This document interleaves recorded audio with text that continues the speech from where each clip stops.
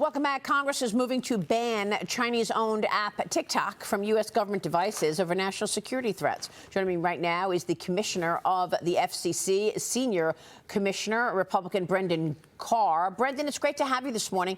Thanks so much for being here. You have been spot on the China threat, and we appreciate your time this morning. I guess my first question is, why would any government official have TikTok on their phone?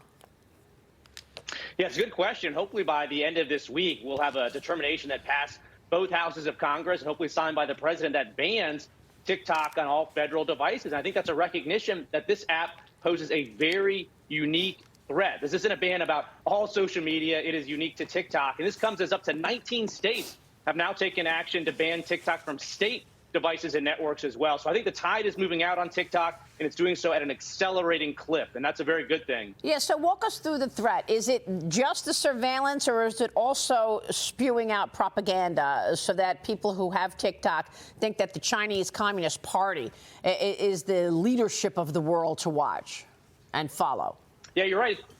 It's really both. One is all the data that's been flowing back to Beijing, everything from search and browsing history, potentially keystroke patterns, biometrics, including face prints and voice prints, and that can be used for foreign influence campaigns. And we've seen that. Ahead of our most recent midterm elections, the CCP's propaganda arm used TikTok to target specific U.S. politicians for criticism ahead of the election. We also saw the nightmare scenario already. Back in Beijing, ByteDance officials were using TikTok to attempt, or were planning to track the locations of specific Americans. But more broadly, you're right. Parents need to be very, very concerned. A lot of parents think that TikTok operates just like Twitter or Facebook, where they're looking at their friends' content. Not at all. This is content dictated by Beijing. A study out just last week that the New York Times reported on showed that accounts for 13-year-old girls were showing them body image content, eating disorder content, self-harm content within 30 minutes of signing up. That's very dangerous.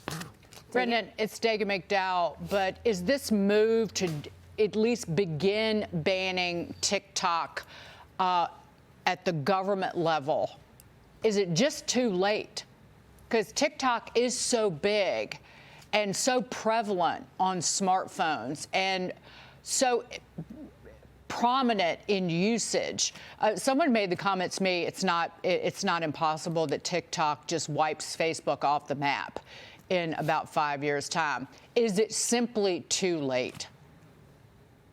No, I don't think it's too late at all. And once you have this federal determination, and again, on top of that, you've got a bipartisan bill now with Congressman Gallagher and Krishnamurthy, Democrats, saying we should ban TikTok nationwide. What I think we're really seeing here is this should be the final nail in the coffin for the Biden administration's ongoing Treasury review. So stepping back, remember, the Biden administration Treasury Department has been looking at an outright ban of TikTok since late summer. They did a trial balloon in the fall that said they were going to allow it to continue to operate with special protections. But since then, Politico reports that that negotiation has been put on pause as the Biden administration itself is now concerned about the national security concerns of allowing the app to continue to operate. And they're right.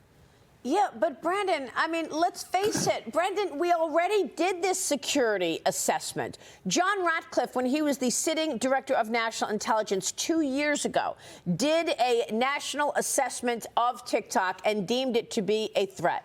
That is why Donald Trump signed 2 executive orders to force the sale of TikTok. Perhaps Oracle was going to buy it. They had all these negotiations. So what does Joe Biden do? He walks into the White House and reverses all of Trump's executive orders.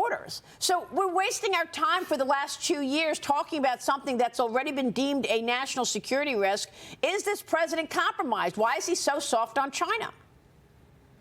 Well, look, you're right. We are totally exposed right now. All this data is flowing back to China. The content is coming in. And I think there's a very live debate within the Biden administration. If you look, the national security officials are speaking out and speaking out publicly. CIA Director Burns has said that there's genuine concerns. Director of National Intelligence, Admiral Haynes, has said parents should be concerned. FBI Director Chris Wray. So I think what we're seeing is the national security officials are having a debate with the Biden administration right now, and I'm rooting for those national security officials to win this debate because nobody in this administration should want to own a deal with TikTok that results in ongoing malign conduct. And we know they're going to be in the spotlight. Just yesterday, Michael McCall and Mike Rogers sent a letter to Treasury and said, give us all your documents on your review of TikTok. And so the idea that you could cut a bad deal with TikTok and then just sweep it under the rug those congressional leaders have said that's not the case. And so the Biden administration should not cut a deal that they're going to have to own. So real quick on the rest of social media, Brendan, because we've gotten a lot of exposing of corruption in these last few weeks. What do you make of what's gone on at Twitter